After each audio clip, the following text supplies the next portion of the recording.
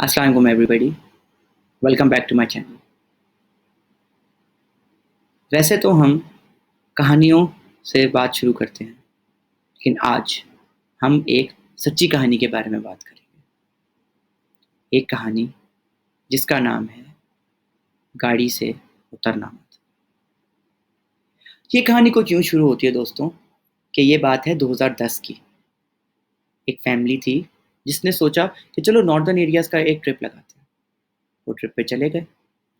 Family में 2 मियाँ बीवी थे और 3 बच्चे थे। सबसे छोटी बेटी का नाम सिद्रा था, बड़ी बेटी का नाम था निम्रा और बेटे का नाम था साद। बहुत वेल एस्टेब्लिश्ड और वेल एजुकेटेड किस्म की फैमिली थी वो, जिसको किसी की आसाइश की किसी की कमी नहीं थी। वो लोग नारायण कागान की तरफ जा रहे थे कि चलो हसीन वादियों की तरफ चलते हैं। ऊंचे ऊंचे पहाड़, दूर से कहीं से आबशार बहने की आवाज़, खूबसूरत आवाज़ परिंदों की, ये सब कुछ सुन के जैसे हम सबको दिल दिल में बहुत अच्छा लगता है, उन्होंने भी सोचा कि चलो एक नया एक्सपीरियंस करते हैं। तो वो रास्ते में थे। रात के 12:30 बजे का वक्त था कि उनकी गाड़ी ख़राब हो गई। अब जब उनकी गाड़ी ख़राब हो गई तो उन लोगों ने सोचा कि अब हम एक काम करते हैं, हम रेस्ट कर लेते हैं। तो वो लोग सारे सो गए। एकदम से सिद्रा उठी और सिद्रा ने उठते ही कहा कि बाबा, मुझे वॉशरूम जाना है। उसके बाबा ने कहा कि बेटा, इस वक्त मैं आपको वॉशरूम कहाँ पे लेके जाऊँ? सिद्रा ने कहा नहीं बाबा, मुझे बहुत तेज़ वॉशरूम आ रहा है, मुझे जाना ही है इस वक्त। उसके बाबा ने कहा अच्छा चलो सही है, ठीक है। वो लोग गाड़ी से उतरे और जंगल की तरफ चल दिए। अब जब वो लोग जंगल की तरफ गए तो सिद्रा को जो वॉशरूम करना था उसने वो कर लिया और दोबारा गाड़ी में वापस आ गए। लेकिन अब जब गाड़ी सिद्रा में वापस आई तो अजीब अजीब हरकतें उसने शुरू की। कभी किसी के कानों में चीखना शुरू कर दिया उसने, कभी अजीब अजीब से जानवरों की आवाज़ें निकालनी शुरू कर दी, कभी कुछ कर दिया, कभी किसी के बाल खींच दिए। और ये सारी चीज़ें देखकर दोस्तों उसके घर वाले बहुत खौफज़दा हो गए कि सिद्रा तो इतनी अच्छी बच्ची है, खामोश तबीयत बच्ची, इसको एकदम से क्या हो गया। वो ये सब कुछ सोच ही रहे थे कि एकदम से सिद्रा ने ज़ोर से कहा कि मुझे बाबा भूख लग रही है, मुझे कुछ खाने को चाहिए। अब जब सब खौफज़दा थे तो उसके बाबा ने कहा कि ये लो, ये चीज़ें हैं जिसमें से जो बेटा खाना है खा लो। 4-5 लोगों का खाना था वो। अब जब उसने खाने को देखा तो उसने ऐसे खाना शुरू किया जैसे कि वो सिद्रा ही नहीं थी। उसने वो 4-5 बंदों का खाना एक साथ बहुत जल्दी खा लिया। ये चीज़ देखकर असलम, जो कि उसके बाबा का नाम है, और सादिया, जो कि इसकी मम्मा का नाम है, वो दोनों बहुत परेशान हो गए। अब उन लोगों ने सोचा कि सुबह जैसे ही मैकेनिक मिलेगा और गाड़ी ठीक होगी तो हम वापस कराची चले जाएंगे। सुबह 5 बजे असलम गया मैकेनिक को ढूंढने। मैकेनिक मिल गया। मैकेनिक आया, उसने गाड़ी देखी और उसने गाड़ी ठीक कर दी।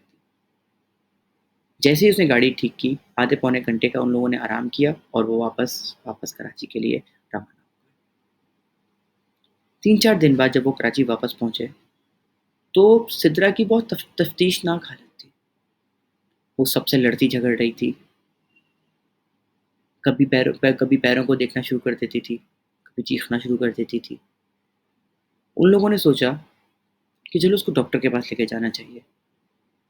डॉक्टर के पास उसको लेके गए तो डॉक्टर ने कहा कि सिद्रा को तो कुछ भी नहीं हुआ, शी इज़ एब्सोल्युटली फाइन। अब वो लोग और घबरा गए।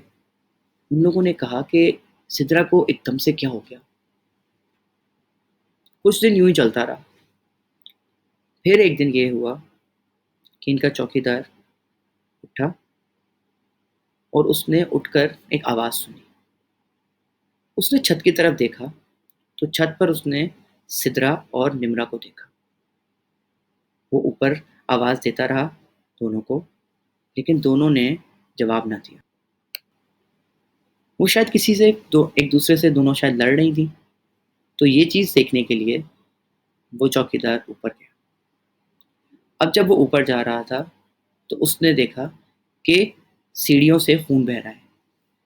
उसने जैसे ही छत का दरवाज़ा खोला तो वहाँ पे निम्रा का गला कटा हुआ था और वो मर चुकी थी। चौकीदार ने डर कर ज़ोर से चीखा और सिद्रा के मुंह पर ज़ोर से एक थप्पड़ मारा और उसको कहा, ये तुमने क्या किया? सिद्रा ने सिर्फ उसको एक बार घूर कर देखा। चौकीदार भागता हुआ नीचे गया। उसने असलम को और सादिया को सारी बात बताई।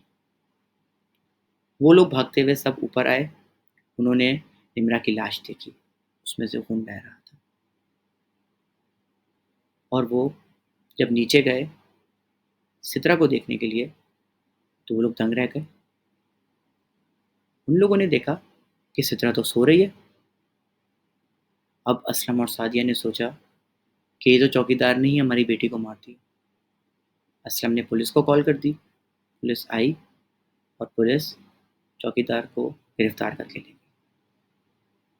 तफ्तीश के बाद ये चीज़ पता चली कि इसका कत्ल चौकीदार ने नहीं किया था। तो चौकीदार को रिहा कर दिया गया। जब ये खबर असलम और सादिया को पता चली तो बड़े गमगीन हुए वो लोग। उनको बड़ी शर्मिंदगी हुई अपने किए पे। उन लोगों ने सोचा कि जिस चौकीदार को फ़ोन करके माफ़ी मांग लेते हैं और उसको कह देते हैं कि तुम दोबारा काम पे आ जाओ। लेकिन अब जब उन लोगों ने उनको फ़ोन किया तो उसके घर में से किसी ने फ़ोन उठाया।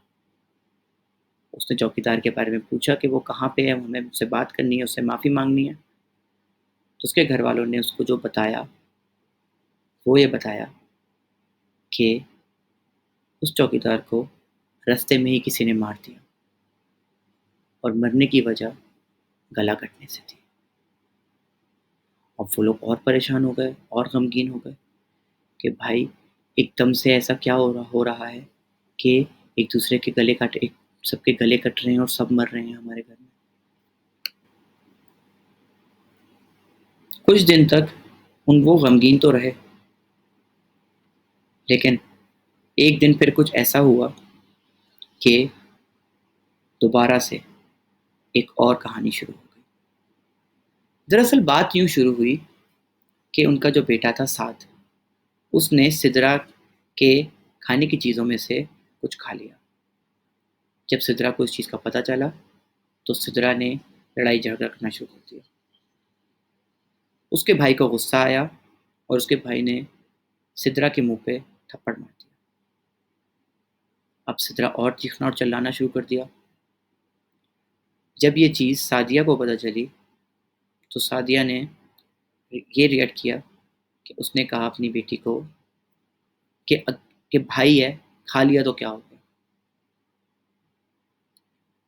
ये सब कुछ तो हो गया, लेकिन उसी रात को साद का गला भी काट दिया गया।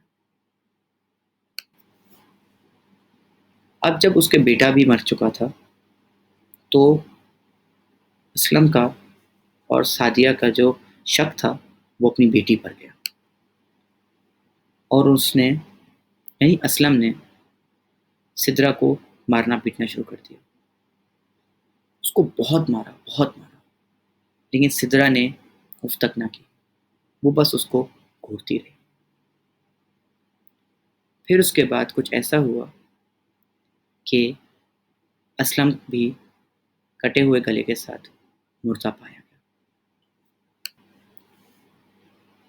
उसके बाद सादिया ने उसको मारने के लिए कमरे में गई तो उसने देखा कि वहाँ पे आधे खाए हुए जानवर और कीड़े मकोड़े पड़े हुए थे। उसने उसको घसीटते हुए बिस्तर से उतारा और मारना पीटना शुरू कर दिया। उसने वही बातें शुरू की कि तुमने मेरे अपने भाई को मार दिया, तुमने अपनी बहन को मार दिया, तुमने मेरा सुहाग उजाड़ दिया।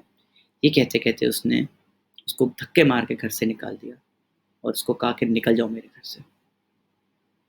और उसके साथ-साथ सादिया ने पुलिस को कॉल कर दी। पुलिस जब घर आई तो उन लोगों ने देखा कि ये तो छोटी-सी बच्ची है, ये कत्ल कैसे कर सकती है? तो सीधा-सीधा शक सादिया पे गया कि सादिया अपने कत्ल करने के जुर्म को छुपाने के लिए इस बच्ची पर इल्ज़ाम लगा रही है। फिर उसके बाद पुलिस ने तफ्तीश करना शुरू की। तफ्तीश के बाद भी यही पता चला कि सादिया ने कत्ल नहीं किया था। सादिया को रिहा कर दिया गया। जब सादिया वापस घर आई और उसने सिद्रा को देखा, तो सिद्रा कमरे की दीवार पर उल्टी चल रही थी। अब वो डर के मारे उसने चीखना शुरू कर दिया और अपने आप को कमरे में बंद कर दिया। कुछ दिनों बाद जब उस घर में कोई हरकत महसूस ना की नेबर्स ने, तो फिर दरवाज़ा तोड़ के लोगों ने देखा और जब दरवाज़ा टूटा तो सादिया की लाश सड़ी हुई उसके कमरे में पड़ी हुई थी और उसका भी गला कटा हुआ था और अभी तक सादिया का और सिद्रा का कोई नामो निशान नहीं है। दोस्तों, ये जो कहानी है, ये कहानी हमें उसी घर में जो दूसरे बार लोग शिफ्ट हुए थे उन लोगों ने सुनाई थी। तारेक रोड पे घर वाक़ है और उन लोगों के हिसाब से वो बहुत पॉश एरिया था और वो लोग बेसिकली क्योंकि उस जगह का किराया कम था, वहाँ पे शिफ्ट हो गए। एक दिन उन लोगों ने देखा कि एक छोटी-सी लड़की छत से नीचे उतर रही थी, जो कि दीवार पर चिपकी हुई थी और उल्टी चल रही थी। जैसे ही उन लोगों ने ये सब देखा, पहली फुर्सत में उन लोगों ने अपना सामान पैक किया और वहाँ से शिफ्ट हो गए। और जिन नेबर के थ्रू उनको ये कहानी बताई गई थी, कुछ ही दिनों बाद पता चला कि बिल्कुल उसी तरह जैसे सबका गला कटा था, उनका भी गला कट चुका था। और दोस्तों, उसके आसपास के जो 3-4 घर हैं, इसी खौफ में मुब्तला होने की वजह से उन्होंने भी घर शिफ्ट कर लिया अपना।